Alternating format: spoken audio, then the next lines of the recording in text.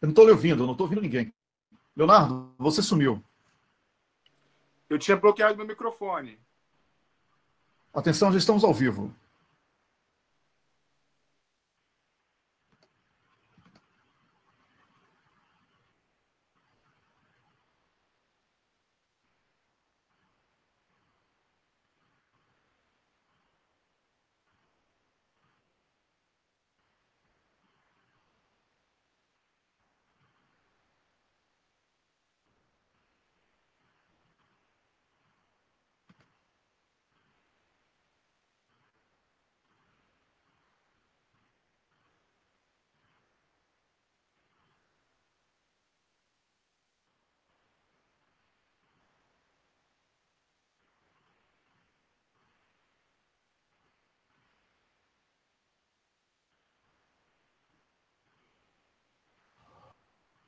Wellington, eu acho que o povo Sim, está esperando você fazer aquela maravilhosa abertura, porque a gente já está ao vivo há um tempinho já.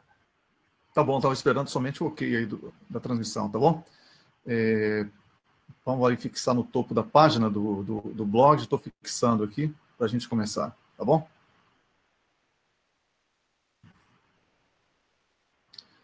Boa noite, começa aqui o live extra, um live de domingo para uma conversa franca sobre os principais acontecimentos do Brasil.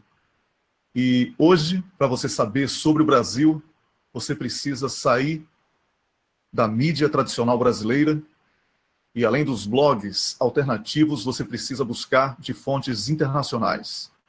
Ao invés de esperar que a justiça brasileira investigue alguma coisa, você precisa buscar saber o que é que a justiça de outros países está fazendo.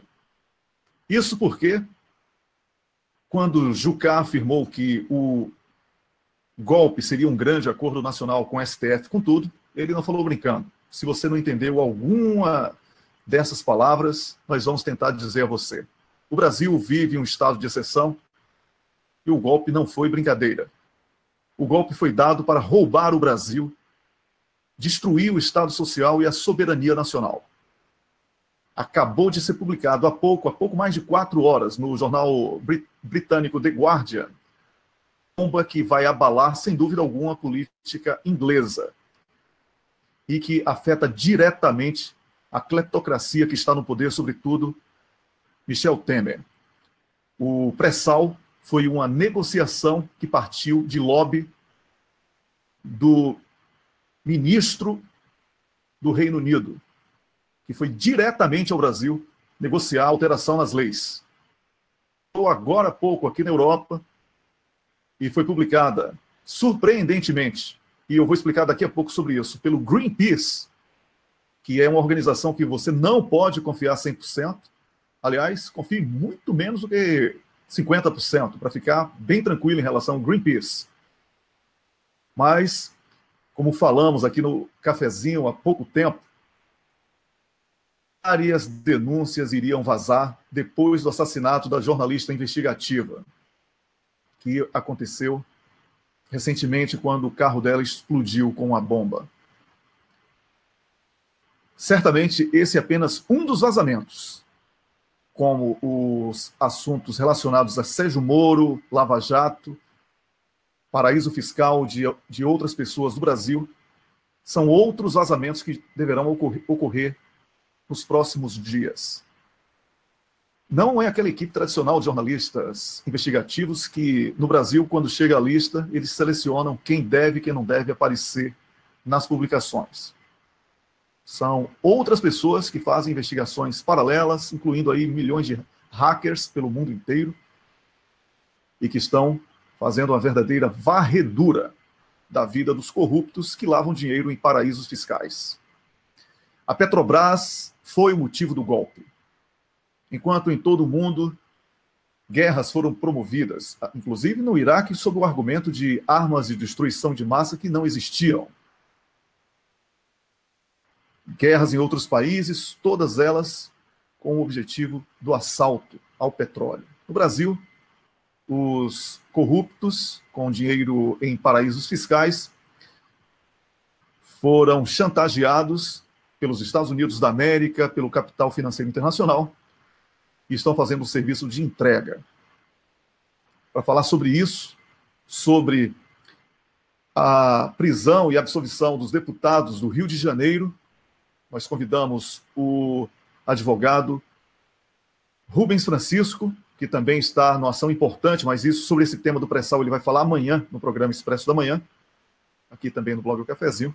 Temos o Leonardo Estopa, que está em São Paulo.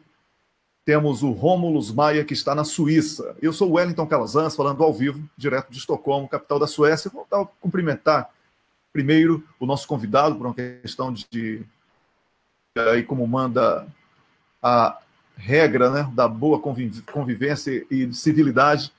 Eu quero cumprimentar aqui o Dr. Rubens Francisco. Boa noite, Dr. Rubens, seja bem-vindo a este programa que vai tratar dos assuntos aqui do Brasil, da política brasileira e da justiça. Tem que ligar o microfone aí, Dr. Francisco.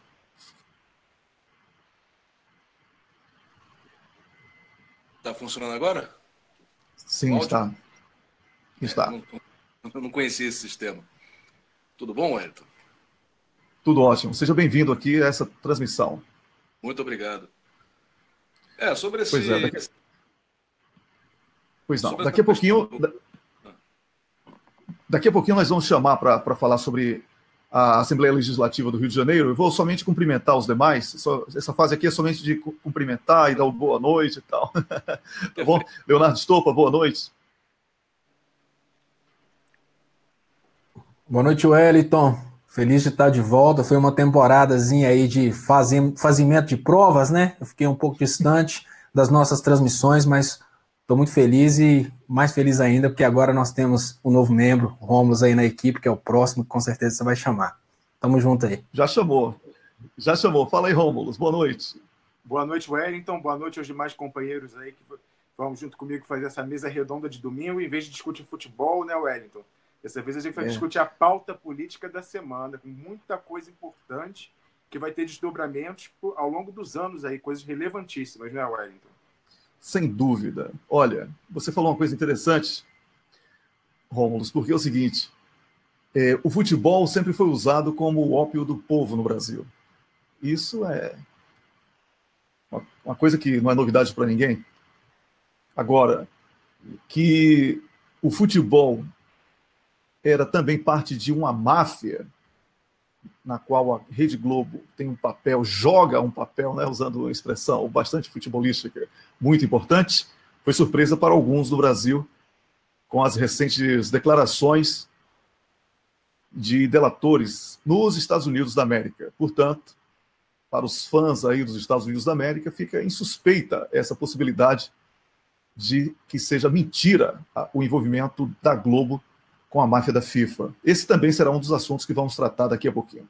Mas vamos começar falando sobre os deputados no Rio de Janeiro que foram presos e depois, numa votação, foram libertados, vamos chamar assim, foram soltos e dispensados dessa prisão. A República da Meia-Ganhagem no Brasil tenta se fortalecer a cada dia. É muito simples você pegar deputados que, notadamente, estão envolvidos com crimes e com atos de corrupção e transformá-los num telhado de vidro para que uma sociedade ávida por justiça possa sentir, a partir da vingança da soltura deles, alguma sensação de vitória. A justiça brasileira da Lava Jato, que tem aí os tentáculos no Rio de Janeiro com o Bretas, um juiz conhecido pelas arbitrariedades que pratica, ela tentou ganhar uma proeminência no noticiário como se fosse, mais uma vez, salvadora da pátria, quando, na verdade, o que ela faz é invadir a política através da justiça. Uma justiça que não é justa. As leis são desrespeitadas e se hoje algumas pessoas aplaudem arbitrariedades contra deputados sem que a eles tenham sido cumpridas as leis, certamente amanhã você poderá lamentar por arbitrariedades contra você mesmo, contra a sua família, contra alguém próximo a você. Porque Tudo que essa justiça da meganhagem que está em vigor no Brasil quer é que a sociedade bata palmas para os espetáculos midiáticos promovidos por juízes e policiais sedentos por holofotes, sobretudo da Globo. É de lamentar que o escândalo de Tacla Duran, acusando venda de sentença na Lava Jato, não tenha provocado na sociedade essa mesma ânsia por justiça. É de lamentar que as recentes denúncias de envolvimento da Globo com corrupção, com propina para adquirir os direitos exclusivos de transmissão de competições internacionais da seleção brasileira, sobretudo, também não tenha provocado na sociedade essa ânsia por vingança. Essa vingança é seletiva porque ela segue aquela pauta de uma grande máfia que está instaurada no Brasil, jurídico-midiática. A Justiça e a Rede Globo estão hoje tentando traçar uma narrativa para que no imaginário do povo elas sejam esquecidas pelos crimes que cometeram desde antes mesmo do impeachment de Dilma, que foi um golpe, até os recentes atos, sobretudo a perseguição a Lula e outras arbitrariedades que vêm sendo praticadas pela Lava Jato em especial, mas também pela Polícia Federal e por outros juízes em todo o Brasil. Para falar sobre isso, ninguém melhor do que um dos advogados mais atuantes do Brasil e que já tirou da prisão por arbitrariedades e por injustiças deputados, militares, pessoas que foram injustiçadas, mas que, graças à mídia, foram condenadas antecipadamente através de reportagens tendenciosas e da tentativa de jogar a opinião pública contra aquelas vítimas de injustiça. Eu estou falando do Dr. Rubens Francisco, que está aqui com a gente. Dr. Rubens, agora sim, para falar sobre o assunto, foi correta a absolvição dos deputados da Alerj? Por que eles foram presos? Se foi correta aquela prisão e se foi correto também que eles tenham sido absolvidos. Boa noite mais uma vez e bem-vindo aqui ao nosso programa. Boa noite. Se me permite uma pequena correção, eles não foram absolvidos, né? A decisão judicial não foi referendada pela Alerj. Não é a mesma coisa, né? Até porque hoje, no Brasil, você não precisa ser condenado para ir para a prisão. É decretada a sua prisão por um entendimento de um juiz e você vai preso. E aí o advogado tem que provar que você é inocente, né? A nossa Constituição ela foi moldada, né, no sentido de proteção aos direitos individuais. Então, se imaginou que, com a completa vigência da Constituição, um cidadão brasileiro só seria levado à prisão depois do trânsito em julgado. E aí se tem a impressão que, quando uma pessoa sai da prisão, ela foi absolvida. Mas, na verdade, ela não foi condenada para ir à prisão. É um decreto, não é uma sentença. É uma decisão de um juiz a partir de informações que o Ministério Público leva ao conhecimento desse juiz e pede a decretação preventiva de prisão.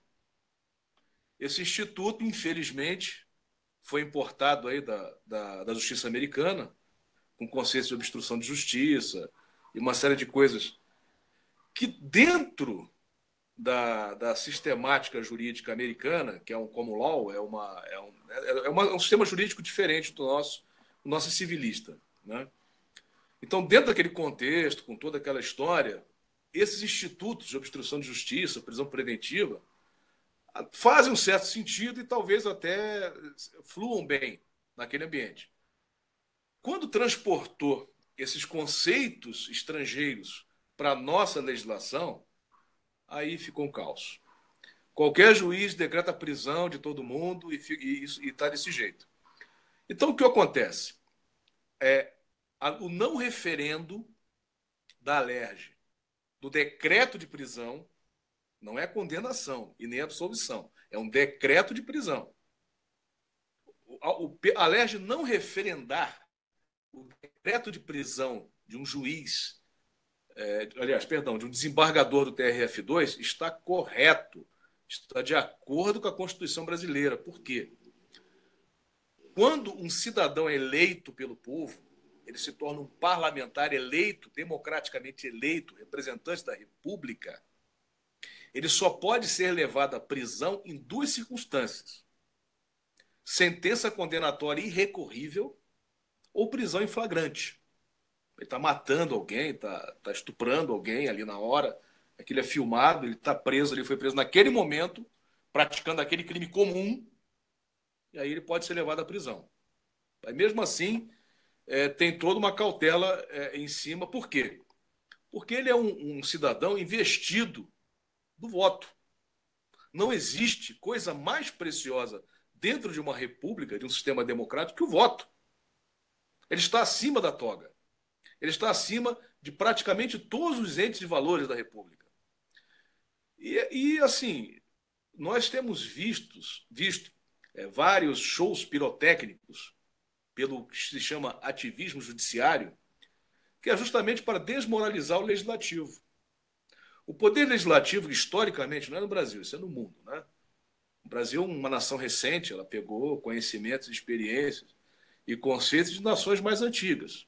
Então, tudo que a gente coloca em prática aqui, em termos jurídicos, já foi experimentado, né, e foi levado a cabo em nações mais antigas. Então, a gente importou esses institutos e construímos o nosso sistema judiciário. Essa falta de respeito, essa falta de tato, ela tem um objetivo maior, que é a desconstituição da crença do poder legislativo, que é o poder originário. Quando saímos da monarquia, imaginamos implantar um sistema imaginado pelos gregos, que foi a questão da democracia, a república, Montesquieu idealizou uma série de coisas, e o poder originário era o legislativo. Porque você tinha o povo votando, compunha os representantes, e a partir dali sim que você tinha as leis para os quais os juízes iam julgar, porque o juiz ele não cria lei, ele julga de acordo com uma lei promulgada pelo Congresso. Isso que nós estamos vendo hoje no Brasil, o judiciário criando leis, criando interpretação contrária à lei, como é, por exemplo, a prisão de segundo grau. Assim, poxa, tem que punir, não pode esperar recorrer até... A Constituição é clara, dizendo que até sentença transitada e irrecorrível. O Supremo inventou, em determinado momento, essa questão de execução de pena provisória, né, que é a condenação de segundo grau. Mas eu acho que tudo isso já era pensando nessa perseguição que os partidos de esquerda estão sofrendo. Porque o indivíduo que foi condenado, ou está preso, ele não vai poder concorrer. Então, acho que imaginaram uma coisa assim. Só que isso teve vários efeitos colaterais, né? E aí a gente foi vendo o Brasil entrando num caos, no núcleo, na estrutura básica da República, que é a segurança jurídica, né? E aí tem episódios como esse. Por que foi feito dessa forma nesse exato momento? A Lei Cancellier, ela tem uma importância muito grande para reformular, para reconstruir a República. O Judiciário, alguns segmentos mais atrozes do Judiciário e do Ministério Público estão muito preocupados com a aprovação da Lei Cancellier na Câmara. Com o suicídio do reitor, ficou cada vez mais provável a edição dessa lei, para poder frear esse movimento de abuso de poder cada vez mais crescente dentro da magistratura e do Ministério Público. Então eu parto dessa premissa, que esse show pirotécnico de prisão dos deputados na Alerj, veja bem, eu não estou dizendo que eles são inocentes, eu não estou entrando no mérito das pessoas, como a gente conversou outra vez, da fulanização do Poder Judiciário, da Justiça. Eu estou dizendo que o processo era natimorto. O desembargador sabe, tinha certeza, isso todos os jornais falaram, que no dia seguinte a Alerj não ia referendar, como não referendou, e não deveria referendar realmente, essa prisão preventiva. Isso foi feito por quê? Cria um clamor público. Olha lá, o Judiciário faz a parte dele, o Ministério Público vai lá e denuncia. Agora, os políticos corruptos soltam uns aos outros e tal. Então, isso é para diminuir o poder legislativo, diminuir a imagem do parlamentar. Por quê? Porque não querem que a lei Cancelier passe na Câmara. É um jogo, é uma estratégia até pueril, né? É muito fácil de você observar qual é o objetivo por trás disso quando você olha o cenário político como um todo. Não é uma questão de quebra-cabeça. Doutor Rubens, daqui a pouquinho nós vamos voltar a falar com você sobre este assunto específico da maquiagem em torno do sentimento de justiça que tenta fazer a sua parte, que é prejudicada por políticos corruptos. Daqui a pouco vamos retomar essa parte aqui na sua fala. Eu vou ouvir um pouco aqui os meus colegas Leonardo Stoppa e Rômulo Maia, que também tem alguma coisa para falar, mas gostaria de informar aos dois que dentro de 10 minutos eu vou chamar o David Bacelar para a gente falar sobre o assunto do pré-sal. Então, vamos concluir esse assunto da LERJ e vamos entrar no assunto do pré-sal, tá bom? Então, Leonardo Stoppa, eu quero ouvir você aí. Você ouviu atentamente, e é algo que com certeza você, que também é estudante de Direito, sabe.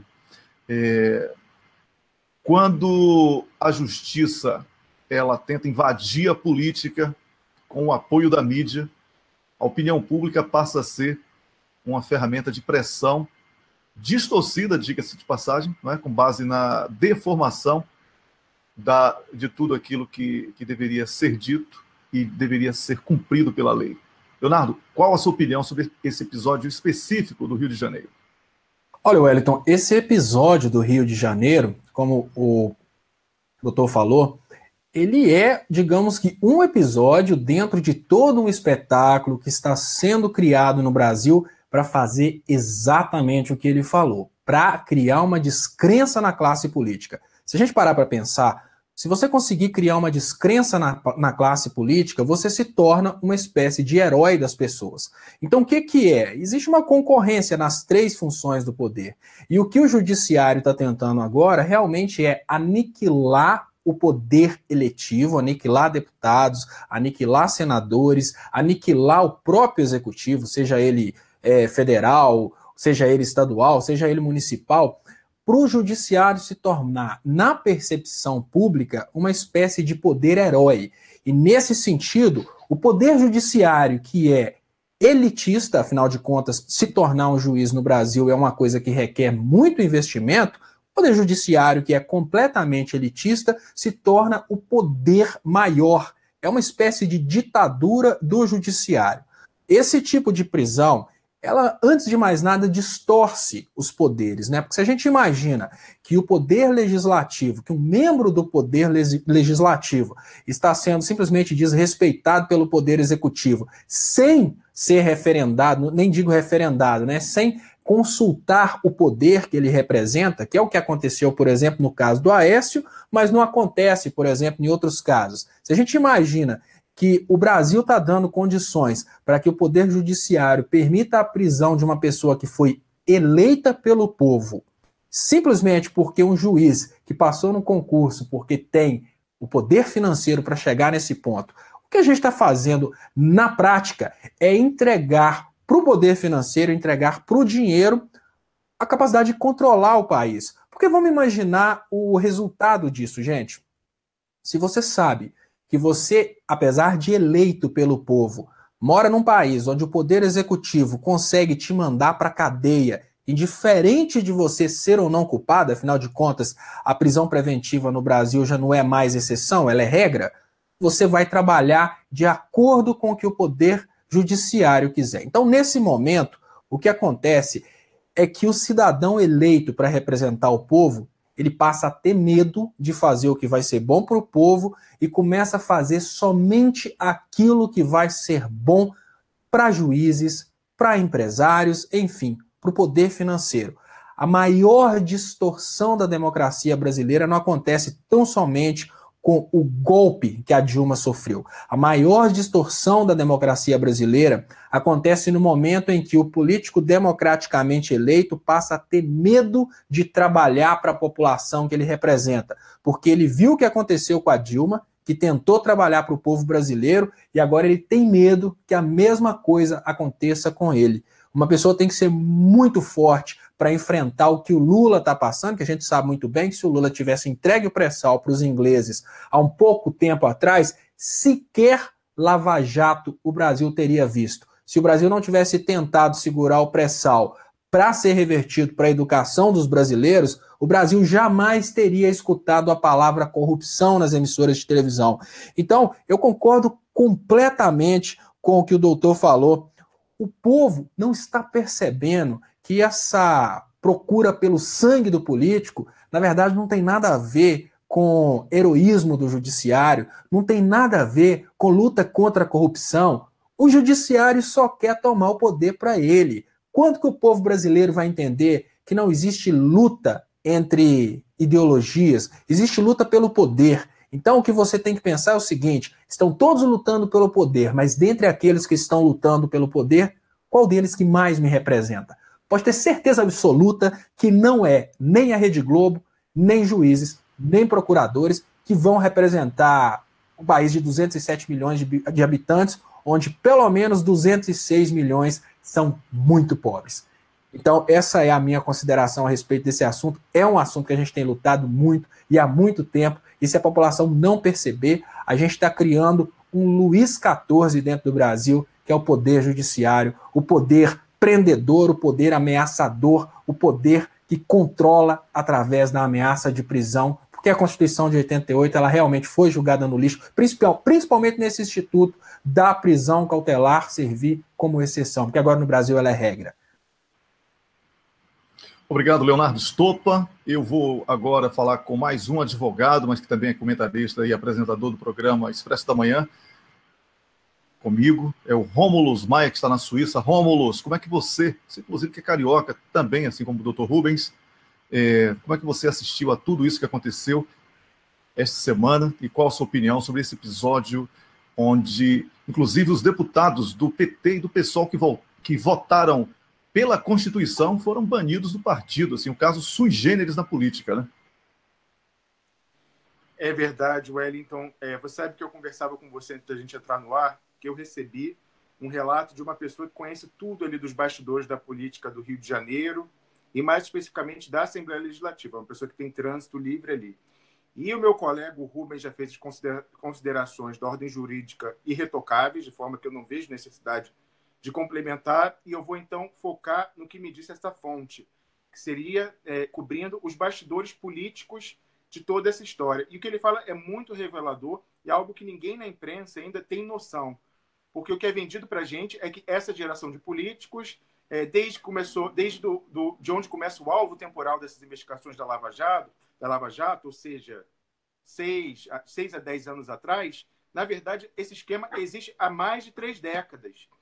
E é o seguinte, ele faz uma retrospectiva, ele me conta que esse sistema da associação, né, das empresas de ônibus financiando os deputados na Assembleia Legislativa tem mais de 30 anos e começou quando Sérgio Cabral ainda era deputado estadual e chegou à presidência da Assembleia Legislativa.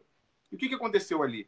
Sérgio Cabral institucionalizou essa caixinha que recolhiam da Federação dos Transportes e ele distribuía a todos os deputados da Assembleia Legislativa sem discriminação, tanto da situação como da oposição. E, no caso, ficava a cargo de cada deputado definir o que seria feito com aquele, vamos dizer, entre aspas, mensalão, aquela verba que era distribuída pela presidência da Assembleia Legislativa.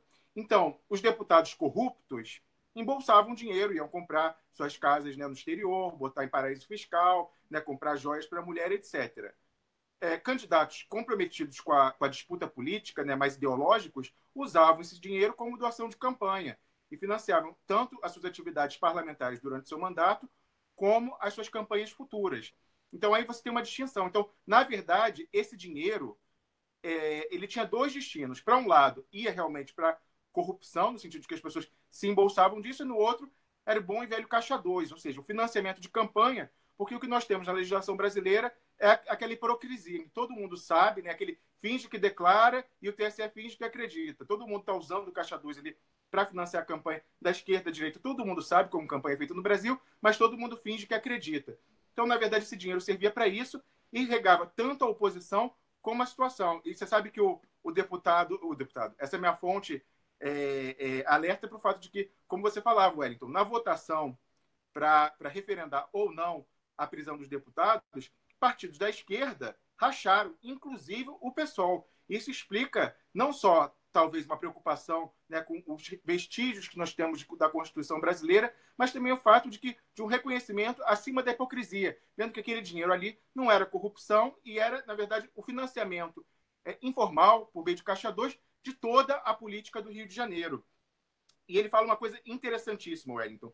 Ele mostra que, na verdade, o que Eduardo Cunha tentou fazer no plano federal, na Câmara, vocês vão se lembrar que ele elegeu aquela bancada, que ele recebia as empresas, né, recebia os lobbies e centralizava todo o lobby que antes era distribuído, né, difuso pela Câmara, ia, né, cada deputado tinha a bancada da mineração, a bancada do petróleo. Não, ele, quando chegou à Câmara, ele centralizou e falava o seguinte: lobbies, empresas, pessoal da grana, agora é comigo. Vocês falam comigo, passam dinheiro para mim e eu vou fazer a distribuição entre os deputados. Na verdade, Eduardo Cunha não inventou nada de novo. Isso é o que já vi no Rio de Janeiro há 30 anos. E não é nada espantoso, porque Eduardo Cunha veio da Assembleia Legislativa do Rio. Então, ele conhece esse sistema melhor do que ninguém. Então, ele tentou levar para Brasília o que já era feito no Rio há 30 anos. Então, aí, o que acontece que essa fonte me falou? Que esse sistema existia, e como eu disse, alguns políticos, em especial do PMDB, talvez usassem isso para embolsar enriquecimento ilícito, é muito provável. O que acontece é que o Ministério Público não conseguiu provar, porque eles nem tentam mais provar. A história agora de que convicção basta, então eles fazem uma investigação, aliás, nem investigação, eles fingem que fazem uma investigação vagabunda, anexam no início da peça lá, matéria da Globo, fazem um texto quase literário, cheio de adjetivações, mas substância de prova nenhuma. No final da peça, como observava o Miguel do Rosário no vídeo dele de ontem, eles vêm com aquela história maluca de dizer que a ausência, que não precisa da prova, porque a ausência de prova é a prova de que há ocultação. Então ele não encontra a riqueza, não encontra o patrimônio, ele fala, não, mas se eu não encontrei, isso é a prova de que realmente está oculto. Então está comprovado e não preciso dar mais prova nenhuma. Então, assim, o Ministério Público só faz peças publicitárias para saírem na Globo, né? Ali você não sabe onde um começa e onde o outro termina. É uma coisa, um grande conglomerado, né, judiciário midiático. E, então, a situação é essa, Wellington.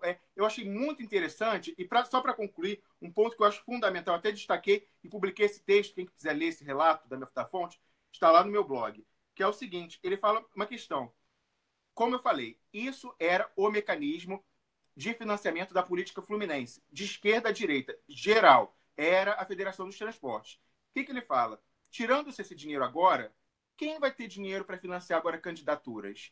Ele fala, primeiro ele começa fazendo um mau presságio, ele fala, olha, o que está ruim hoje sempre pode piorar no futuro. Então, tirando o dinheiro da Federação dos Transportes, quem que sobra? Crime organizado e igreja evangélica. Então, ele fala que na próxima eleição, a tendência é a bancada que virá, hoje a LERJ é muito pior, a que virá será ainda pior, com mais gente vinculada a crime organizado, a milícias e a igreja evangélica. Então, assim, o que há de pior, porque é a corrupção aliada ao conservadorismo moral hipócrita, avançando sobre as minorias. Então, a gente tem que ter muita atenção com esse moralismo, porque ele pode atingir o que é ruim e deixar no lugar algo ainda pior, Wellington. Ô, Wellington. Sim, Tadeu. Wellington. Tadeu o quê? Estopa? Desculpa, o costume de confundir você. Deixa eu só dar uma ponderada, que eu tô com muita saudade de falar com vocês. Ele falou uma coisa muito importante, eu queria só adicionar dois pontos importantíssimos aqui, que são 5 segundos, Wellington. Olha, toda vez que o judiciário sabe que um político fez Caixa 2, o judiciário tem esse político através da chantagem por 4 anos. Então, toda vez que o judiciário faz vista grossa, aquele político se torna automaticamente escravo daquele juiz que tem o processo e as provas na mão. Então, aquele político tem que trabalhar para o promotor que fez a investigação, para o delegado que tem as provas e tem que trabalhar também para o juiz, para o processo não andar. Ou seja, é o judiciário com o poder nas mãos de novo. E uma coisa que ele falou que eu acho que é muito importante a gente colocar aqui para que as pessoas reflitam, é que esse processo de o Ministério Público fazer uma denúncia e após o Ministério Público fazer uma denúncia que não tem provas e justificar que não tem prova e é por isso mesmo que tem que prender, isso sai na Globo e a partir do momento que sai na Globo dessa forma, A percepção pública que se tem é que aquilo foi provado. E a própria matéria da Globo vira fundamentação, que é uma coisa que não faz sentido jurídico nenhum, mas a própria matéria da Globo, que foi gerada a partir da denúncia do Ministério Público, vira fundamentação futura para o povo aceitar a condenação, e o juiz Moro, por exemplo, fundamenta a sentença com matéria de jornalista. Então, enfim, eu só queria pôr esses pontos, porque eu estou repetindo o que o Rômulo está falando, exatamente porque são pontos que precisam ser repetidos para o povo começar a bater nessa tecla. Não tem provas. Porque não tem provas, prende porque não tem provas. Mas a partir do momento que saiu no jornal, a prova passa a ser a notícia de uma prisão sem prova e a partir daí vira prova. É muito confuso, mas infelizmente é quão patético que ficou o sistema, o processo penal dentro do Brasil. Vamos lá, Wellington. Eu sei que eu falo muito. Não, que isso. Obrigado pelo complemento aí, Leonardo Stoppa. O doutor Rubens volta daqui a pouquinho, tá? Eu vou falar agora sobre um outro assunto que vai ser o tema da nossa conversa amanhã, doutor Rubens, no programa Expresso da Manhã. Daqui a pouquinho a gente volta a falar sobre a Assembleia Legislativa do Rio de Janeiro, esse episódio que culminou aí com a opinião pública totalmente contrária à decisão dos deputados que optaram por não aceitar, não acatar o pedido de prisão de alguns dos deputados lá estaduais lá do Rio de Janeiro. Eu vou conversar agora com o ex-presidente do Conselho Administrativo da Petrobras, ele é coordenador do Sindipetro Bahia e também quadro do primeiro escalão aí da FUP, Federação Única dos Petroleiros, representante da classe petroleira em todo o Brasil. Eu vou falar com o David Bacelar. Boa noite, David. Bem, boa noite, Wellington. Boa noite, Stoppa. Boa noite também aos internautas que estão nos acompanhando nesse exato momento. Conosco também o Rômulo Maia, que está na Suíça, e o doutor Rubens Francisco, que é o advogado que está aí junto com a FUP tentando derrubar o leilão irregular do pré-sal, mas sobre isso ele vai falar amanhã no programa Expresso da Manhã, no cafezinho, tá bom? E também nas páginas que estão compartilhando esse espaço aqui, esse live agora, que está com a audiência, inclusive, muito boa. David Bacelar, eu gostaria que você comentasse, saiu há pouco mais de 4 horas, uma bomba. A Inglaterra mudou a regra do pré-sal e Temer cedeu a um lobby. Lobby é um jogo, você sabe que é um jogo sujo, que é proibido legalmente dentro do Brasil. Então, o presidente da República praticou já aqui de cara um crime. Essa denúncia foi feita por uma ONG, que é a Greenpeace, e está causando o maior rebuliço no Reino Unido. Qual a postura da classe petroleira diante desse escândalo que está tomando conta de todo mundo nesse exato momento, David Bacelar? Bem, Wellington, é importante destacar que esse lobby, que é legalizado nos Estados Unidos da América do Norte, país imperialista que faz guerras no Oriente Médio e na África, para deterem aí recursos, principalmente petróleo, dessas nações, infelizmente conseguem agora vir ao Brasil, esses lobistas, e de forma ilegal negociarem aí com parlamentares, estamos falando aqui deputados, deputadas, senadores, senadoras, e com o presidente atual ilegítimo, golpista do nosso país, infelizmente para mudarem toda a regulação do petróleo no nosso Brasil. Não somente do pré-sal brasileiro, onde nós tivemos aí, é importante que as pessoas que estão nos acompanhando nesse momento se lembrem, e se não acreditarem naquilo que nós estamos falando, basta uma pesquisa simples no Google para se lembrar da promessa do senador José Serra Tucano, de São Paulo, onde ele prometeu à Chevron que estaria abrindo o pré-sal brasileiro para as petrolíferas internacionais. Isso está nos Wikileaks. É interessante que isso seja acompanhado por todos e todas. Então, desde essa época, nós estamos falando aqui de 2010, processo eleitoral, ainda primeira disputa com a presidenta Dilma, mas principalmente agora, meados aí de 2014 e 2015, onde, infelizmente, esse senador, através de investimentos vultuosos das petrolíferas internacionais, também da Shell e da British Petroleum, conseguem, infelizmente, mudar a regulação do pré-sal brasileiro e, mais do que isso, mudar também a lei do conteúdo nacional, que exigia que empresas internacionais que aqui estivessem, e também nacionais, dentre elas a Petrobras, que estivessem aí fazendo com que em torno de 65% da geração de emprego e renda da engenharia e indústria nacional fossem alocadas nesses investimentos que aqui fossem feitos. Infelizmente, verdade, Wellington, essa legislação ela foi alterada através do modelo de partilha que nós tínhamos aqui, um projeto de lei que tramitou no Congresso Nacional, encabeçado pelo senador José Serra. Houve aprovação em 2015, infelizmente, devido à fragilidade que nós já tínhamos no governo da presidenta Dilma, e agora com esse governo ilegítimo, golpista e corrupto do Michel Temer, que tem apenas 3% de aprovação da população brasileira, muda agora, através da ANP, o conteúdo local brasileiro.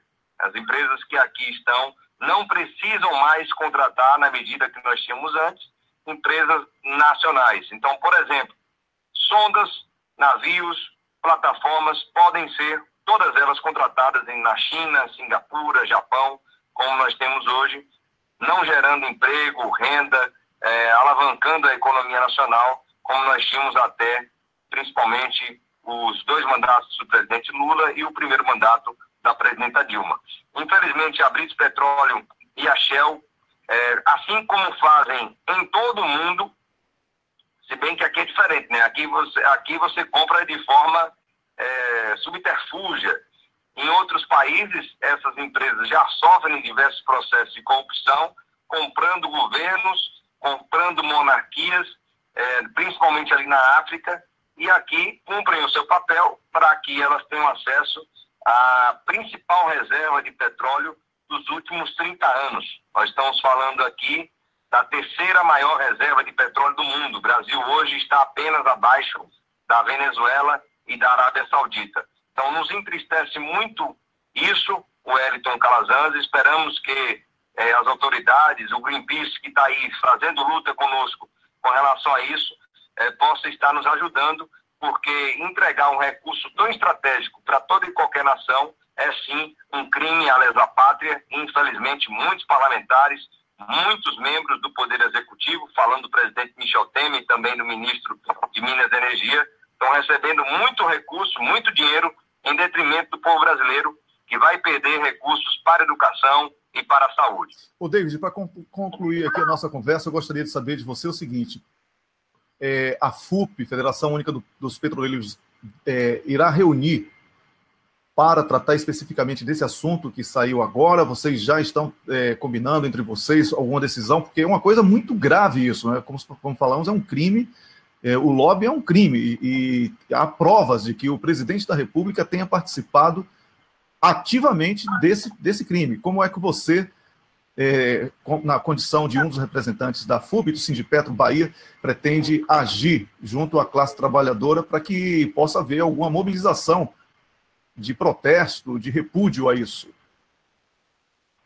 Sim, Wellington, é a Federação Única dos Petroleiros e Petroleiras, a nossa FUP, que representa hoje em torno de 40 mil trabalhadores e trabalhadoras do sistema privado e também estatal de petróleo. 13 sindicatos filiados a ela têm feito já diversas ações junto a escritórios de advocacia, principalmente ali em Brasília e São Paulo, e também a parlamentares de esquerda, tanto da Câmara dos Deputados e Deputadas, como também na Câmara ou no Senado Federal, onde temos os nossos senadores e senadoras. Algumas dessas ações, como você colocou, nós temos advogados que estão nos acompanhando nesse exato momento, que têm nos ajudado nesse pleito. Sabemos que o lobby aqui no nosso país é ilegal. E, além disso, da forma que esse governo legítimo, golpista e corrupto tem feito as privatizações, principalmente dos campos de pré-sal e dos ativos do sistema Petrobras, nós temos uma série de problemas que esperamos que, de alguma maneira, o judiciário brasileiro se manifeste. Mas cá para nós, Wellington, como você já tem nos dito há algum tempo, o judiciário brasileiro também tem os seus interesses. E aqui vamos lembrar de um questionamento do senador do PMDB, o Roberto Requião, lá do Paraná, que tem colocado em xeque a decisão do desembargador que derrubou a liminar que nós tínhamos lá no Amazonas para esse último leilão do pré-sal. Na verdade, 2 leilões do pré-sal que foram realizados no final desse mês de outubro, onde nós bloqueamos esses leilões em um desembargador, num sábado, sem nem mesmo ter colocado o número do processo no sistema do judiciário brasileiro, do judiciário federal, conseguiu fazer com que esse leilão ele acontecesse. Numa calada da noite, principalmente no sábado, numa decisão de quase 30 páginas, esse desembargador ele derruba uma liminar.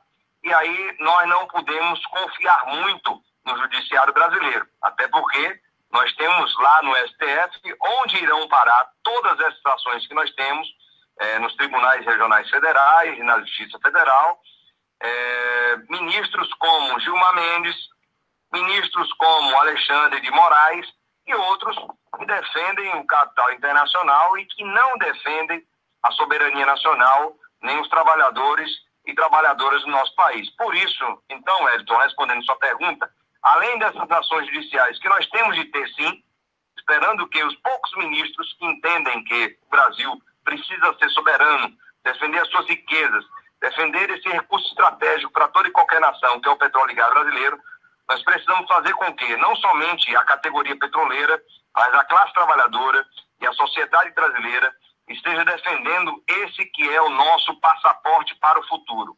Entregar o passaporte para o futuro, que é o pré-sal brasileiro, para multinacionais petrolíferas da Inglaterra, dos Estados Unidos, da Noruega, seja lá onde for, é um crime à lesa pátria. Nós tínhamos aqui um modelo de partilha muito bem estruturado, onde nós traríamos recursos vultuosos para a saúde e educação, onde em 20 anos nós mudaríamos a realidade do nosso Brasil. Então, por isso, Wellington, nesse ano de 2017, nós esperamos que nesse mês de dezembro ainda nós tenhamos uma greve histórica da categoria petroleira, contra a retirada de direitos dos petroleiros e petroleiras, contra a privatização do sistema Petrobras, que infelizmente com a ascensão desse governo golpista, vem de forma veloz e veroz, retirando diversas empresas do controle do Estado, mas também contra a entrega do pré-sal brasileiro, a entrega desse recurso estratégico para toda e qualquer nação, para as empresas petrolíferas multinacionais. A British Petroleum e a Shell cometem crime aqui no Brasil. Nós vimos com os nossos próprios olhos. Lobistas dessas empresas e também da Chevron, da gigante ExxonMobil, no Congresso Nacional, negociando diretamente com deputados, deputadas, senadores e senadoras, para que a lei fosse aprovada e para que a ANP flexibilizasse esse mercado, não exigindo tanto conteúdo local para as petrolíferas que aí estão. Então, a população brasileira que aqui está nos assistindo, nos ouvindo nesse momento, tanto do Brasil quanto de outros países do mundo, precisa entender que a geração de emprego e renda será dada em outras nações e não no Brasil. Vai ser na China, vai ser em Singapura, vai ser no Japão e não mais nos 12 estaleiros que nós tínhamos reativado aqui com o governo Lula, gerando mais de 80 mil empregos aqui no nosso país. Wellington, é com indignação que nós fechamos aqui a nossa fala. Mas calma aí, o Rômulus Maia da Suíça, ele quer fazer um complemento aí, talvez até uma pergunta a você, não é isso aí, Rômulus? Exatamente, Wellington. Estava ouvindo aqui atentamente ao relato do nosso amigo aí, companheiro resistente lá da Federação Única dos Petroleiros, e ele, David lá Bacelar. pelas tantas... Oi, desculpa? David Bacelar. David Bacelar, companheiro. Pois então, lá pelas tantas ele mencionava a ação do senador Roberto Requião. Por acaso nós temos o patrono aqui falando com a gente, que é o Rubens, que foi quem foi lá ao TRF1 da primeira região ver isso, mas ele mencionando o senador Requião e esse caso, né, essa revelação bombástica dessa noite, de que no jornal The Guardian, que hoje em dia é o mais respeitado da Inglaterra, é um jornal sem fins lucrativos, né, mantido por doações, de que houve forte lobby das petroleiras inglesas e, mais grave ainda, né, ele falava das petroleiras, mas é mais grave a revelação. O próprio ministro das Minas e Energia, o equivalente ao ministro das Minas e Energias da Inglaterra, veio pessoalmente pressionar né, a sua contraparte brasileira, né, o secretário executivo do Ministério de Minas e Energia, senadores, deputados e o governo federal, o próprio Michel Temer, que eles carinhosamente alcunharam, né, deram um apelido de Michel com SH, Mi, né, de Shell, a empresa petroleira. Então, é uma interferência de uma potência estrangeira, de um governo estrangeiro em assuntos internos. É evidente, nós todos aqui não somos crianças, não nascemos ontem, nós sabíamos disso. Mas agora nós temos a confirmação o próprio ministro confirmou, de acordo com a lei de acesso à informação da Inglaterra, o Greenpeace fez o requerimento, obteve o documento, e lá ele confirma que ele veio ao Brasil em mais uma oportunidade, representando os interesses dessas empresas, não só para permitir a exploração delas do pré-sal sem a participação da Petrobras, como também, o que é tão grave quanto, eximindo essas empresas estrangeiras de fazer a contratação do conteúdo local, de contratar trabalhadores brasileiros e empresas brasileiras. Nós vimos a aprovação disso recentemente no Congresso, foi um escândalo aquela sessão, como nós vimos, né? Aquele vídeo do senador Lindbergh Farias exaltado, mostrando que o relator ficava cochichando na vida dele, ditando o que ele tinha que escrever. O lobista da Shell, que era presidente de um clubinho, né? O Instituto Brasileiro do Petróleo, IBP, que reúne só essas empresas petroleiras, a maioria delas estrangeiras. Pois então, nós vimos aquela ação que é um escândalo, em que eles conseguiram não só acabar com a participação mínima, acabar com a tributação, diminuir o percentual que vai para o governo do petróleo produzido, como também acabar com o conteúdo local e isentar as importações, né? O programa que chama Repetro, que isenta de importações os insumos, o maquinário, navios, tudo isso, plataformas. Então, combinando o fim do requisito local com a total isenção de impostos para importação, foi decretado o fim da indústria petroleira. Aqui só vai ter a reserva e essas empresas virão, né, sugar, contratando trabalhadores estrangeiros, empresas estrangeiras, e o que é mais grave, como eu disse, só reiterando, Wellington, para fechar, um ministro de Estado de um governo estrangeiro veio pessoalmente se meter em assuntos internos na mudança da legislação brasileira. Isso é um escândalo. Isso é um argumento a mais para aquela batalha iniciada pelo senador Roberto Requião, mas que foi abraçada já por todo o povo brasileiro, inclusive pelo presidente Lula, pela presidente Dilma, que é o referendo revogatório. Então, nesse momento, eu vou só repetir aquele chamado que nós vimos fazendo, né, Wellington, no programa todo dia de manhã. Presidente Dilma, a senhora que ainda é a presidente eleita do Brasil, a presidente cuja destituição ainda está sub júdice, né, com julgamento pendente no STF, a senhora tem que tomar as rédeas e à frente dessa luta pelo referendo revogatório. A senhora tem que se dirigir ao mundo, às empresas, aos outros chefes de Estado, falando aquilo que a senhora já falou ao nosso colega que está aqui, Leonardo Stoppa, na entrevista que a senhora deu ao TV 247, que é o seguinte: é ilegal, isso foi um golpe, os votos foram comprados, não venham comprar na Bacia das Almas os nossos bens, porque eles serão retomados e nós não vamos pagar nada, não vamos pagar indenização, não vamos pagar juros e não vamos pagar pelas benfeitorias. Quem furar petróleo lá, a gente vai tomar o poço e agradecer. É isso aí, Wellington. Obrigado, Rômulus. David Bacelar, muito obrigado por participar desse live aqui nesse domingo e boa sorte aí nessa luta, David. Então, obrigado, Wellington. Aproveitar e dar os parabéns aí para o Rômulo, também para o senador Roberto Requião, que tem feito essa luta em defesa da soberania nacional. Esperamos que o presidente ou presidenta eleita em 2018 possa, sim, cumprir esse referendo revogatório, porque, infelizmente, são diversas faturas que estão sendo pagas por conta do golpe. Nós tivemos aí, infelizmente, aprovado o congelamento dos gastos públicos, tivemos aprovado a lei da terceirização total e restrita, tivemos aprovado a reforma do ensino médio, onde os adolescentes e jovens do nosso país não mais conhecerão a história e serão, consequentemente, manipuladas de forma mais tranquila. E, por fim, agora, a mudança do marco regulatório do petróleo e a reforma trabalhista.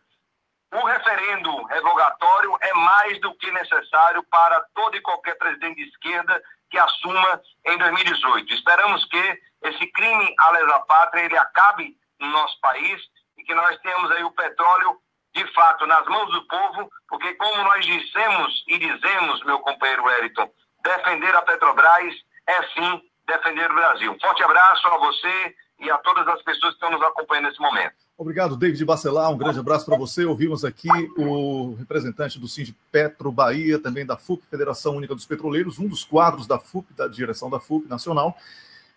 David Bacelar, que também já foi membro eleito pela classe trabalhadora do Conselho de Administração da Petrobras até o ano passado. Voltando agora para falar sobre esse assunto do pré-sal, vamos falar amanhã, tá bom, doutor Rubens? Como vimos aí, a Justiça dando, mais uma vez, provas de que ela trabalha de uma maneira totalmente equivocada, né? Esse processo do pré-sal, do leilão do pré-sal, que vai ser explicado amanhã, pela manhã, 6 da manhã, aqui no Cafezinho, também nas outras páginas que estão compartilhando, é uma prova de que a justiça brasileira está fazendo vistas grossas a tudo isso, inclusive esse lobby que está sendo denunciado internacionalmente hoje. Concorda comigo, doutor Rubens? Plenamente. O David colocou, né, defendeu com coragem, com uma valentia muito grande, a posição, né, dos trabalhadores da Petrobras que estão à frente na manutenção da riqueza nacional. Infelizmente, confundem essa luta com questões corporativistas, isso porque a mídia trabalha muito nesse sentido, e perdem o foco. Muitos preferem entregar o Tesouro Nacional, sofrer essa castração tecnológica, porque, na verdade, a gente analisando o processo e com todos os dados técnicos, o que você abstrai, pior dessa história, é a castração tecnológica que o Brasil está sofrendo com essa entrega do pré-sal. Entrega a tecnologia, entrega o recurso natural, não tem como mais desenvolver tecnologia, está jogando todo o trabalho de anos, uma descoberta fantástica pelo ralo. Isso é uma coisa muito dolorosa. Você ler o processo é muito doloroso.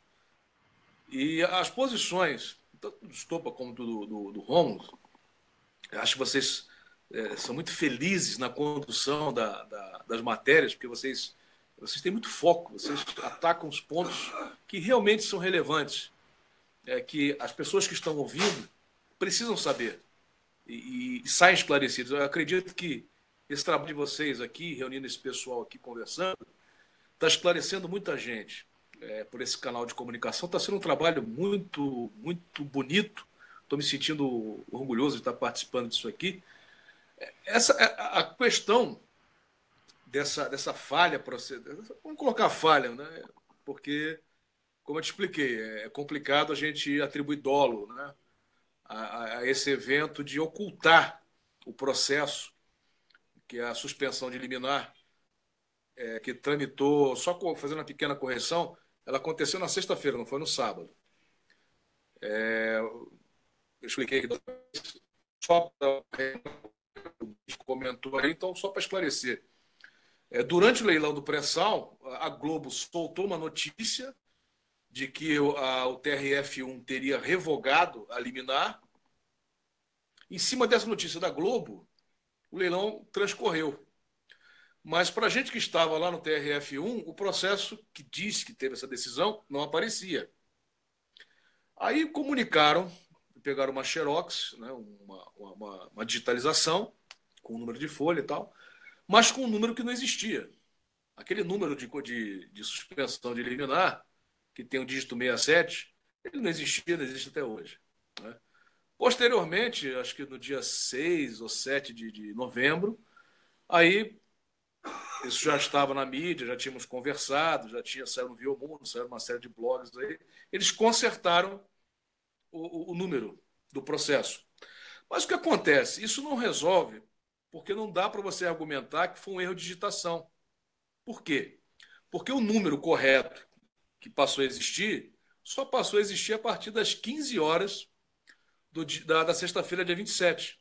O leilão já tinha acabado, já tinha acontecido.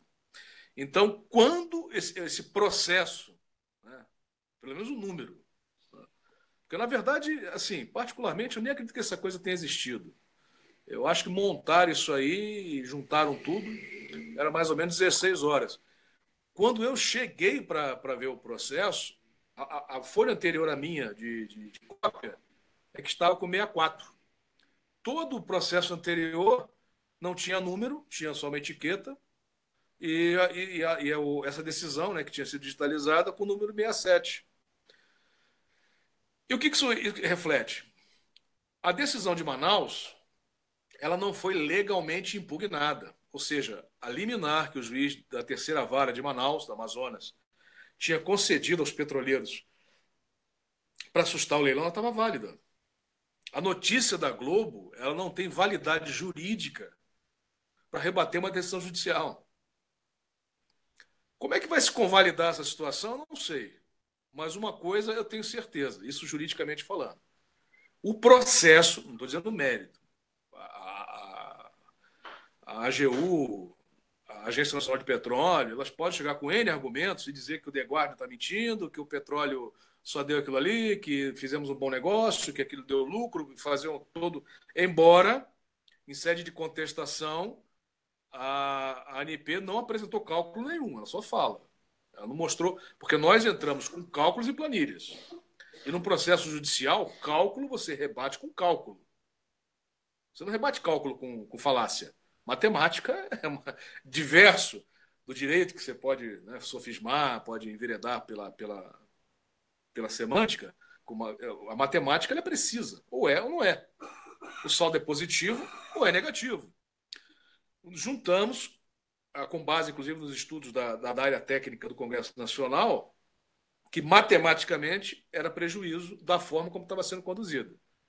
E na contestação, juntaram uma contestação, na verdade, juntaram a contestação na ação do Requião de uma outra ação. Na verdade, não contestaram a nossa ação. Eles juntaram uma contestação de uma outra ação na nossa, que não tem nada a ver com... Tem algumas coisinhas, mas a ação nossa é totalmente diferente. Então, na verdade, não contestaram a nossa ação. E não apresentaram cálculo. O que isso quer dizer? Que os argumentos jurídicos e técnicos não foram rebatidos. Porque o principal dessa ação do que visou combater o pré-sal, esse leilão do pré-sal, essa entrega, ela é 2/3 dela é matéria de direito, que é a inconstitucionalidade da lei do José Serra, do senador José Serra. Por quê? Porque lei dessa natureza, só o chefe do executivo pode iniciar o processo legislativo. Ele tem que apresentar o projeto. Quem? O chefe do executivo, o presidente. É competência privativa do presidente apresentar projetos que falem a respeito de entrega de patrimônio, questão de recurso natural. Então, já o vício de iniciativa é insanável. É fato. Quem apresentou foi um senador, não foi o presidente. Constitucional pela Constituição. Não tem como ele consertar isso. O outro incidente, portanto, que é a questão de constitucionalidade um pouco relativa, é em relação à medida provisória 795, né? Essa que o David estava falando, que ela faz a renúncia fiscal. É uma lesão atrás da outra, uma coisa absurda. A renúncia fiscal, o que é? Olha, vocês vêm aqui, vou comprar de graça, né? Vai ser bem barato, e vocês estão pisando de impostos, vocês podem explorar o nosso petróleo, nossa tecnologia, usar nossos recursos aqui e não precisam recolher nada. O que a Petrobras é obrigada a fazer, porque quando ela explora os recursos, mesmo na sede estatal, ela é obrigada a recolher os cofres públicos. Essa isenção fiscal não era dada às nossas empresas estatais, da qual a União tinha controle acionário. E fizeram uma isenção fiscal através dessa medida provisória para favorecer empresas estrangeiras, que é o tal do lobby do Império Anglicano que veio aqui. Pois é, esse assunto vai voltar amanhã com muito mais detalhes. Eu quero agradecer Dr. Rubens Francisco pela sua participação aqui nesse live. Muito obrigado por ter dedicado esse tempo ao nosso programa. E amanhã, acorde cedo, porque eu sou implacável, tá? Eu vou via Skype, fique online lá para a gente conversar, tá bom? Pode fazer o stop da sua conexão. Muito obrigado. Eu vou seguir aqui com o Leonardo Stoppa e com o Rômulus Maia, que está na Suíça. Tá bom? Ok. Então, ouvimos aí o Dr. Rubens Francisco, que vai voltar amanhã aqui na nossa transmissão para tratar do assunto do pré-sal, leilão do pré-sal, e também, com certeza, do lobby que hoje foi denunciado no Reino Unido. Lobby de um ministro inglês dentro do Brasil, o que é proibido pelas leis brasileiras, mas que foi de fundamental importância para uma alteração na lei do pré-sal, que culminou com a entrega do nosso patrimônio. Pois não, Rômulos? Wellington, só um breve comentário. Nosso amigo aí, David da FUP, falou em crime lesa pátria. A gente tem que pegar a agenda desse ministro, ou seja, o representante de uma potência estrangeira, esteve no território nacional, em encontro com autoridades atuando, né, no sentido de minar interesses estratégicos do Brasil. Nós temos que pegar a agenda dele, olhar os deslocamentos dele, cadê a BIM, cadê a Polícia Federal, olhar cada pessoa com quem ele se encontrou, e todas essas pessoas têm que ser julgadas de acordo com a Lei de Segurança Nacional por um tribunal militar por crime de lesa pátria, Wellington. É isso aí, Rômulo, bem lembrado. Eu agora vou falar um pouco, vou fazer uma pergunta a Leonardo Stoppa, tá bom? Leonardo Stoppa, eu gostaria de saber se você votaria num candidato que falasse o seguinte: é um absurdo que o governo tente atropelar o Congresso fazendo privatização por decreto, justamente do setor elétrico, fundamental para a economia. Queria saber, Leonardo Stoppa, se você votaria num candidato que falasse o seguinte: o ajuste fiscal de Temer contra os trabalhadores continua. Agora são servidores públicos do Ministério Público e sem ouvir ninguém, com congelamento dos salários e aumento de tributos. O Congresso não pode apoiar esse massacre. E, por fim, Leonardo Stoppa, eu gostaria de saber se você votaria neste candidato que falou o seguinte: se a oposição der quórum na votação de hoje, vai permitir que Temer continue com essa agenda perversa contra a população. Você votaria neste candidato? Eu não estou falando, Leonardo Stoppa, de Vanessa Graziotin, Gleisi Hoffmann, não estou falando de Roberto Requião, não estou falando de Paulo Pimenta, Maria do Rosário, não estou falando de Lindbergh Farias. Estou falando de Renan Calheiros. Ele tem defendido todas essas bandeiras. Aí eu falo a você o seguinte, para você entrar fazendo seu comentário. Tá, Leonardo? Eu tenho a seguinte teoria, e o Rômulo, que agora apresenta o programa comigo aqui pelas manhãs, ele comunga do mesmo pensamento.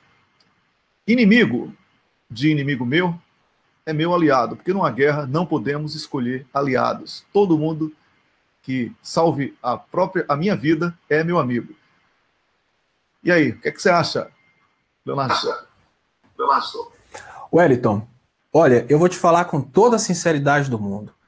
Muita gente fez coisa errada nesse período de golpe porque eles imaginavam, com toda boa fé, que estavam fazendo o certo. O que aconteceu é que houve um trabalho de intelectualidades muito mais preparadas que os próprios parlamentares brasileiros. Teve muita gente que são pessoas notórias no Brasil, são senadores, são deputados, que não tinham noção dos interesses internacionais no petróleo, não tinham noção do que aconteceria no pós-golpe. Teve muita gente, sim, que sabiam que o Brasil estava sendo rifado e que eles estavam trabalhando no sentido de entregar o Brasil. Teve muita gente que achou que estava trabalhando na retirada da Dilma para reaquecer a economia, porque o argumento maior que teve é que se a Dilma continuasse, o animal spirits, a crença do povo na economia brasileira ia ser baixa e com isso a economia não ia retomar. Então digamos que alguns deputados e senadores foram realmente comprados com a ideia de que a Dilma precisava sair para a economia retomar, e alguns deputados e senadores estão há muito tempo aliados ao poder financeiro internacional, como, por exemplo, o José Serra, que tem prometido há décadas entregar o petróleo brasileiro para o estrangeiro. Eu votaria, se eu estivesse no estado dele, eu votaria nele sim, porque o brasileiro não precisa de pessoas perfeitas, o brasileiro precisa de pessoas com vontade de mudar e com vontade de fazer. É muito importante a gente saber distinguir a pessoa que pulou fora do governo Temer na hora que o barco está afundando, como, por exemplo, alguns políticos do PSDB estão saindo agora porque o serviço está concluído. E as pessoas que estão há muito tempo lutando para reverter a merda que fizeram. Então, eu, sinceramente, eu não tenho rancor a esse tipo de político. Eu tenho rancor a um Serra, que sabia desde o início o que estava fazendo. Eu tenho um rancor contra um Aécio, que desde o início trabalhou pela destruição do Brasil soberano. Agora, uma pessoa que na hora que percebeu o que estava fazendo mudou de lado, eu não ligo para partidos, eu ligo para a pessoa. Eu, sinceramente, eu nem tenho para mim muito essa ideia de direita e esquerda. O que eu tenho é Brasil ou é internacional? Esse político está querendo reverter o patrimônio brasileiro para o brasileiro ou para empresas estrangeiras? Esse é o meu ponto de vista. Então, eu, com toda a sinceridade do mundo, eu sou muito criticado porque eu respondo perguntas da seguinte maneira. A primeira coisa que eu olho num político é se o político é nacionalista. A segunda coisa que eu olho é se ele tem consciência do que é o patrimônio mineral, o petróleo, do que é isso pro brasileiro. A terceira coisa que eu olho é se ele é um político comprometido com a educação do nosso povo, ou seja, visão de futuro, país soberano, país educado, país potência. Digamos que a 53ª coisa que eu olho é se ele é um político corrupto, porque, sinceramente, é muito difícil imaginar um político não corrupto dentro do Brasil. Então, sinceramente, eu votaria em qualquer político que abandonou o barco do golpe para lutar contra o golpe enquanto havia tempo. Eu acho que agora todo mundo vai pular fora, porque agora ficou claro como que a coisa é suja, todo mundo vai querer deixar a culpa só no Temer, aquela coisa de fio feio não tem dono, então, deixa a culpa em cima do Temer. Os que pularam fora a tempo, eu sinceramente, eu não tenho rancor. Eu acho que muita gente foi enganada. O pobre de direita brasileiro está começando a perceber agora. E não imaginem que porque a pessoa é senadora ou deputada, ela é perfeita, ela é cheia da informação. Não. Tem muitos senadores e deputados que foram feitos de idiotas. Vamos lembrar, o Brasil é um Brasil de tiriricas e romários. Esse é o tipo da qualidade da maioria do nosso legislativo. Agora eu gostaria de sair desse ponto e abrir um parênteses, porque eu anotei uma coisa que o Rômulo falou a respeito do nosso judiciário. Rômulo, você já parou para pensar que o mesmo Alexandre de Moraes, que está engavetando o processo de impeachment para deixar o caso morrer, porque afinal de contas, se passar de 2018 não tem mais o que julgar, assim que chegou nas mãos dele o caso a respeito do parlamentarismo, ele já está correndo desesperadamente para pôr em pauta e tentar transformar o Brasil num país parlamentarista, porque o partido dele não consegue ganhar nas urnas. Então, qual que é o problema que a gente está tendo, Wellington? Qual que é o problema que a gente está tendo, Rômulo? Qual que é o problema que a gente está tendo, Brasil? É que o brasileiro não entende o que significa petróleo, o brasileiro não entende o que significa pré-sal.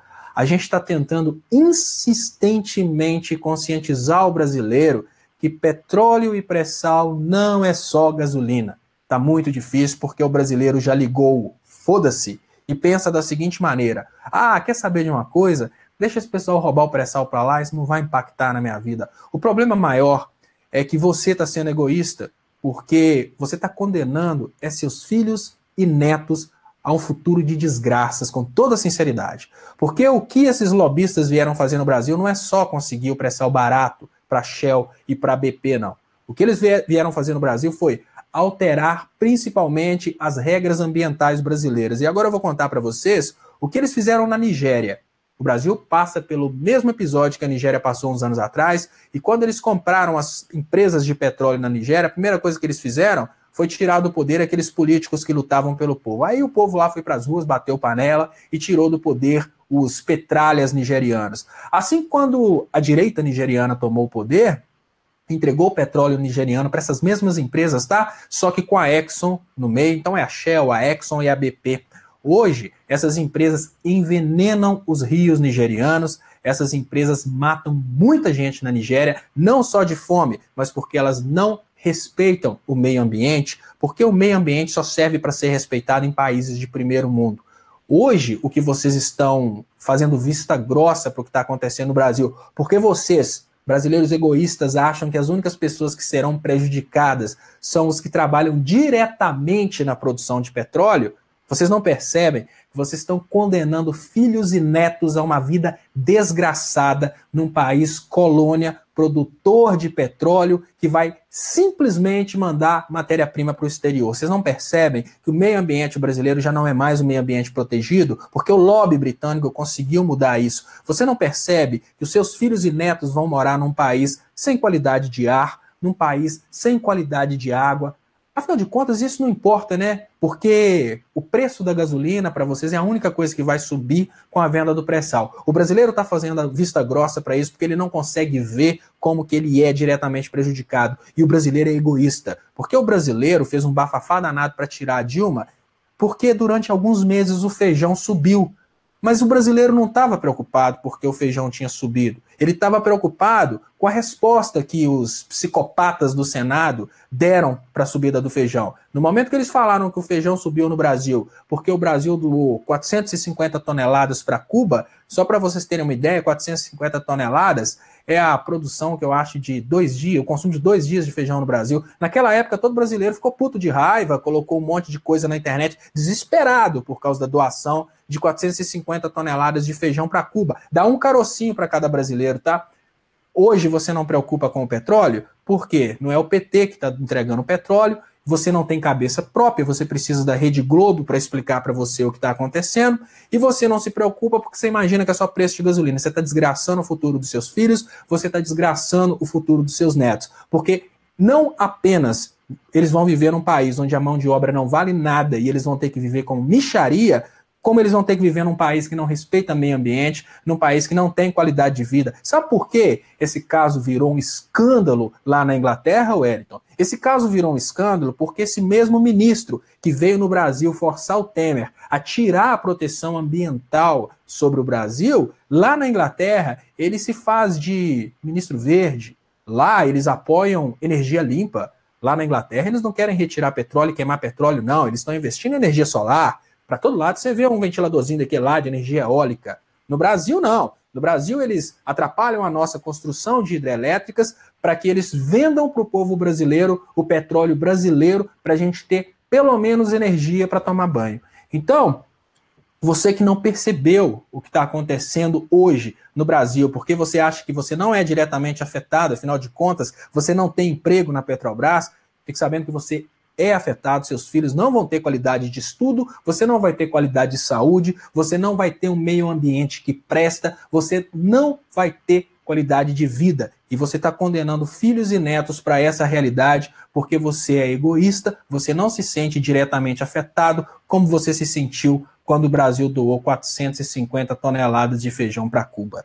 Então, esse é o ponto de vista que eu tenho, Wellington. Infelizmente, nós estamos condenados a um país com futuro sem indústrias, um país onde nossos filhos e netos vão trabalhar na extração de petróleo ou talvez se alimentar de amendoim, como é o que acontece com a Nigéria, que tem produção de petróleo e às vezes produz alimento, mas os próprios nigerianos não podem comer porque eles precisam exportar. Isso é a realidade de um país onde os britânicos metem a mão, tomam o governo, fazem o lobby, compram o petróleo, destroem a indústria e condenam o povo para décadas e mais décadas de desgraça social. Isso é a realidade que você, paneleiro, você pobre de direita, que não só porque bateu panela aquela época, mas principalmente porque está quietinho agora, com a cabeça dentro do vaso, preparado para apertar o botão e dar descarga. Você não tem coragem de sair desse vaso aí sanitário onde sua cabeça está enfiada e ir para as ruas para tentar recuperar aquilo que você entregou.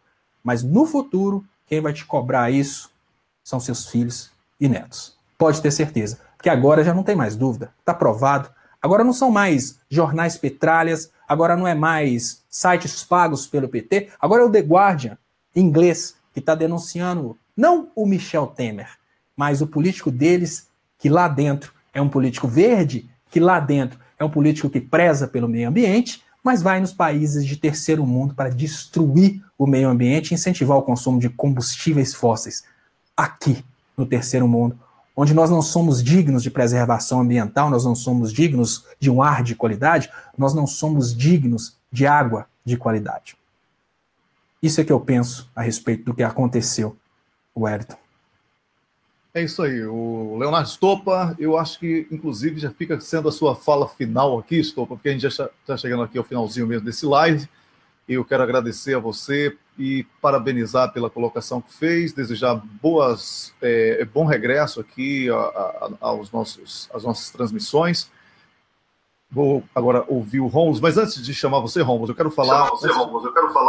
Wellington, só antes de despedir, eu gostaria de agradecer a todo mundo que está me acompanhando pelo meu YouTube. O YouTube ficou bloqueado por coisa aí de 3 meses, e eu gostaria que você também mandasse um alô, você também, Rômulo, antes de despedir, por favor, mandem um alô também para as pessoas que acompanham o YouTube do Leonardo Estopa. A gente está com mais de 300 pessoas assistindo agora. É uma audiência de altíssima qualidade, são pessoas que acompanham, que comentam, são pessoas que realmente entendem de política. Muito obrigado, pessoal, por vocês terem continuado comigo por esse tempo que eu estive bloqueado. Agora sim, meu tchau, Wellington. Ok, então, quero agradecer desde já aí o pessoal que está no canal do YouTube do Estopa acompanhando essa transmissão. Obrigado mesmo. Vocês acompanharam até aqui, e eu vou deixar ainda o Rômulo falar, obviamente, que a justiça brasileira tem sido decisiva para a prática de crimes. Né? A Constituição não tem sido respeitada, interesses internacionais alheios às expectativas expressadas nas urnas estão prevalecendo. Falamos sobre uma tentativa de lobby através da mídia e da justiça do Rio de Janeiro para jogar a opinião pública, uma coisa, um lobby diferente, é um lobby pelo prestígio, né? Onde os juízes tentaram prender deputados para jogar a opinião pública contra deputados, ou seja, é a judicialização da política. Vimos isso aqui, foi comentado inclusive pelo Dr. Rubens, que foi convidado para comentar esse assunto. Vimos que no caso do pré-sal com o David Bacelar, políticos e a justiça estão colaborando diretamente para o desmonte da indústria de petróleo e gás e da soberania nacional, Estado Social. Vimos também a citação do Leonardo Estopa, en passant, mas com bastante riqueza de detalhes, quando se referiu à tentativa do Alexandre de Moraes, numa canetada, tentar tirar o que foi expressado nas urnas pelos brasileiros, no plebiscito, para que o Brasil seja um país presidencialista e passe a ser parlamentarista. E o próprio Dr. Rubens também falou que a justiça colaborou diretamente para que a defesa dos interesses do Brasil, através de políticos e sindicatos dos petroleiros, não tivessem condição de contestar um leilão de entrega do pré-sal. Ou seja, a justiça que tenta aparecer como uma grande justiça, apoiada pela Rede Globo, que é corrupta, segundo delações nos Estados Unidos da América, ela tenta judicializar a política, é uma justiça com uma mídia, um casamento muito difícil de ser combatido, e eles tentam fazer a sua cabeça de que eles estão certos, e você, com o seu voto, está errado porque você votou incorrupto. Então, a lição que fica, na minha opinião, Rômulo, que agora eu vou chamar você, é que, ao invés de condenar o político, escolha melhor os seus candidatos. Porque juiz você não escolhe, promotor você não escolhe. Se eles assumirem o poder, vocês não têm, você que está me assistindo, como cidadão, não vai ter nada o que fazer. Se a justiça assumir o comando, as rédeas do país, o seu voto não tem valor nenhum. Então, ao invés de criticar o candidato político que é corrupto, que, na sua opinião, deveria ser preso e etc., de qualquer jeito, faça uma autocrítica. Observe quem é o candidato que tem a melhor proposta e vote no melhor candidato. Porque você troca seu voto por qualquer coisa, porque um pastor de uma igreja lhe pediu, porque o seu primo lhe pediu, porque o seu tio lhe pediu, e você acaba errando na mão e votando no político errado, e não pode apenas criticar esse político. Você também é culpado por ter colocado Tiririca, como sugeriu aí o Leonardo Estopa, Romário e outros políticos de péssima qualidade. Não é isso, Rômulus? É exatamente isso, Wellington. Você levanta um ponto importantíssimo, que é não ceder à tentação da meganhagem. Eu acho importante aqui, na conclusão do programa, a gente resgatar essa discussão que o Miguel do Rosário falou na transmissão dele ontem, reforçou hoje, outras pessoas como o professor Afrânio Silva Jardim da UERJ também falou. Nós temos que resistir a essa tentação, porque, como você disse, juiz a gente não escolhe, procurador a gente não escolhe. Então, não é com um arbítrio do bem, querendo ter, vamos supor, um Moro do bem, um juiz que faz e acontece, mas que, identificado com a nossa ideologia, não é isso que vai cancelar todo o mal que um Moro do mal, né, o Moro que existe, fez. Porque você não sabe quem é o juiz amanhã. Hoje pode ser um que faz o que você gosta, amanhã vai ser outro que vai fazer o que você não gosta, ou coisa muito pior. A gente tem o Leonardo Stoppa, mais cedo no programa, falava, a gente vai acabar com o Luís XIV, aquele que falava, né, o Estado sou eu. Não é um Luís XIV, a gente vai acabar com mais de 10 mil Luís XIV. Cada juiz vai ser um Luís XIV em potencial. Isso é assustador. É uma tentação, é como um pacto com o diabo.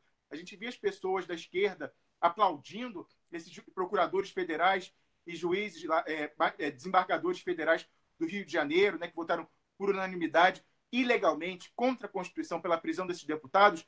Esse aplauso, esse abraço nesses meganhas é um pacto com o diabo. Hoje você ganha, né, a sua migalha que o diabo dá, depois ele vem cobrar a sua alma e vai fazer muito pior. Porque não tenham dúvida, os juízes são de direita, eles são conservadores e o alvo prioritário é a esquerda. Se hoje lá o de primeiro grau de Brasília, ilegalmente, quer caçar os direitos políticos do Renan, na sequência ele vai caçar a bancada inteira do PT. Eu fico desesperado quando eu vejo pessoas de esquerda e até pessoas que trabalham na política aplaudindo esse tipo de atitude. Isso é assustador. A gente precisa reforçar esse nosso esforço aqui de pedagogia para deixar muito claro que se está ruim com os políticos, é muito pior com o governo de juízes. Eles são de direita, eles são uma casta de privilegiados, é como voltar ao antigo regime, é antes da República, porque é uma nobreza de Estado, né? Tem essa expressão na França, noblesse d'État. Eles são uma casta que vive ali encastelada e vai passar mandato sempre que a gente vê como seus privilégios. Um dos temas que a gente discutiu essa semana, Wellington, foi o custo exorbitante do judiciário brasileiro. Se hoje, que eles ainda não têm o poder absoluto, eles já gastam 10 vezes mais do que se gasta com o judiciário na Europa e nos Estados Unidos e trabalham a metade, você imagina como vai ser quando eles tiverem o poder absoluto e mandarem em todas as pautas políticas. Então, é assustador. Como eu falei, é um pacto com o diabo. Wellington, quanto tempo a gente tem ainda? 1 minuto. Ok. Porque eu estou com medo de fraudar as pessoas e não falar o que eu falei na minha chamada que eu ia tratar, que era a Rede Globo, a questão do BNDES. Então, eu vou falar muito rápido, vocês me perdoem, que eu vou acelerar. Mas é o seguinte, a gente sabe que todos os ataques que a gente tem visto à Globo, ataques justos, né, em relação à corrupção da FIFA, em relação às suas fraudes trabalhistas, fraude fiscal, em relação à cultura de assédio moral e até sexual que existia, né, que a empresa cultivava. Mas outra denúncia que eu queria reforçar aqui é um artigo que eu publiquei ontem no meu blog, que está repercutindo muito, com muita leitura, que é mais uma ilegalidade que a Globo vem tentando. Ela tenta rolar a dívida bilionária que ela tem com o BNDES, que é um banco público, sem oferecer o que a lei exige, que são garantias de que, se ela não honrar aquela dívida, o banco vai pegar bens dos irmãos Marinho para pagar. Eles não têm bens para dar e é muito esquisita a situação, porque quando eles fizeram o primeiro empréstimo no início do governo Lula, eles deram garantias. O que mudou lá do início do ano 2000 para agora, 2017? Por que eles não têm mais bens para dar? É muito comum nessas operações os sócios, no caso dos irmãos Marinho, darem as ações que eles têm na empresa, ou seja, as ações dele. Opa, tivemos aí um problema com o Rômulus, né? A conexão do Rômulus caiu. Voltei. Voltou. É muito comum os acionistas da empresa darem as próprias ações como garantia do empréstimo. Por que será que os irmãos Marinho não podem mais dar as ações que eles têm na Rede Globo como garantia desse empréstimo? E aí eu fiz algumas especulações. Tudo isso aí que eu falei é fonte, é dado confirmado de dentro do BNDES. E aí, em cima disso, eu fiz, com o meu conhecimento, que eu trabalhei com direito societário, com empresas, o seguinte: ou por uma, a Globo já usou os irmãos Marinho já usaram as ações que eles têm na Rede Globo como garantia da jogatina que eles fazem no sistema financeiro, porque hoje eles ganham muito mais lucro apostando no cassino financeiro no Brasil e internacional do que propriamente com as atividades da Rede Globo, que estão, né, com a receita e o lucro decadente. Ou, em segundo lugar, uma hipótese ainda muito mais preocupante, que seria o caso de eles, num contrato de gaveta, por baixo dos panos, já terem vendido as ações da Globo para outra pessoa e serem só os testes de ferro que ainda são donos. Você sabe, Wellington, que eles já fizeram isso no passado com a NET, que era a empresa deles de TV a cabo. Eles venderam, contrariando a lei brasileira, para um estrangeiro, o homem mais rico do mundo, Carlos Slim, e só depois que a lei brasileira mudou e passou a autorizar estrangeiro a ser dono de empresa de cabo, a Globo, os irmãos Marinho vieram revelar. Não, a gente vendeu e agora a gente vai regularizar a situação. Quem não garante que essa não seja a razão e que eles não tenham feito exatamente a mesma coisa com as ações da Rede Globo, só esperando uma alteração na Constituição para permitir a venda para um investidor estrangeiro, para oficializar uma venda no contrato de gaveta. Então, nós temos que ficar de olho nisso, de olho nessa rolagem da dívida. Essa dívida é importantíssima, isso é o bastidor de todas as brigas que têm intenções entre Michel Temer e Rodrigo Maia, é para ver quem é o homem da Globo, quem que vai soltar esse empréstimo sem garantia, fraudando a lei brasileira, Wellington. Obrigado, Rômulo, obrigado, Leonardo Stoppa, Dr. Rubens, que também ainda está conectado, obrigado pela participação, obrigado a você que acompanhou. Wellington, perdão, só a outra coisa que eu tinha que falar é o seguinte, a gente falava aqui da meganhagem, a outra coisa que eu tinha falado que eu ia atrasar no programa, a Procuradora-Geral da República, eu falava de pacto com o diabo, né, porque são pessoas que depois vão ter o poder e vão acabar com a vida da gente. A Procuradora-Geral da República, Raquel Dodge, nesta semana, fez uma declaração terrível, muito preocupante. Ela se opôs formalmente à ida do Marcelo Miller, aquele procurador que vendeu a delação da JBS, à CPI, que está investigando a fábrica das delações. E o que disse Raquel Dodge? Ela disse que o parlamento não pode investigar procuradores, que só quem pode investigar eventuais corrupção e crimes cometidos por procuradores são eles próprios, são os órgãos do Ministério Público, que é o Conselho Nacional do Ministério Público e outras instâncias internas de investigação. Isso é um escárnio, que nem a Rede Globo, que tentou dizer que não teve corrupção, porque ela fez uma investigação interna e resolveu que não tem corrupção. Então, é um absurdo, é um escárnio, e eu acho o seguinte, agora os políticos, através da CPI, têm que dobrar a aposta. Não tem que convocar só Marcelo Miller, não. Eles têm que convocar a senhora Raquel Dodge para explicar não só essa colocação dela, de dizer que CPI, que tem poderes iguais de juiz, ela conhece a Constituição, sabe disso, eles têm todo o poder de investigar o que eles quiserem. Eles têm poderes iguais ao de juiz. Eles podem fazer instrução, quebrar sigilo telefônico, fiscal, bancário. Eles fazem o que eles quiserem, eles são soberanos. Eles são poder político que representam a soberania. A senhora Raquel Dodge é apenas uma concursada. Ela está abaixo do poder político. Tanto é assim que ela foi nomeada pelo presidente da República e aprovada pelo Senado. Então, eu conclamo agora os deputados a convocá-la também, não só para explicar essa interpretação esdrúxula dela da Constituição, como também o lapso dela de ter dito que no Brasil já existem 4 poderes. Que história é essa? Lá Montesquieu, lá atrás, falou de 3 poderes. Era o Executivo, o Legislativo e o Judiciário. Será que a Raquel Dodge acha que o 4º poder é o Ministério Público? Ou será que é a Globo? Então, eu acho que ela deve ser convocada para dizer quem é o 4º poder que não está na Constituição. Eu estou muito curioso para saber, Wellington. E com isso eu me despeço de todos, mandando um abraço também lá para a galera do canal do Leonardo Stoppa no YouTube. Abraço a todos. Boa noite e até amanhã de manhã, às 6 da manhã, com o Wellington no Expresso da Manhã.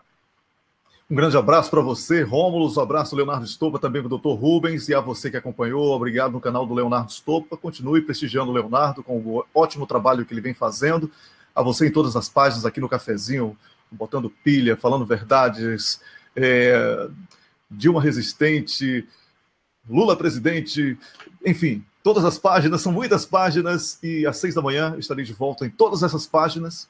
E se o Leonardo estou para acordar cedo também no canal dele, com o Expresso da Manhã. Até lá, o Dr. Rubens também volta para a gente falar mais de pré-sal, abuso de autoridade, lei Cancelier. O Rômulo também volta com muitas coisas importantes do seu interesse. Um grande abraço, boa noite para você.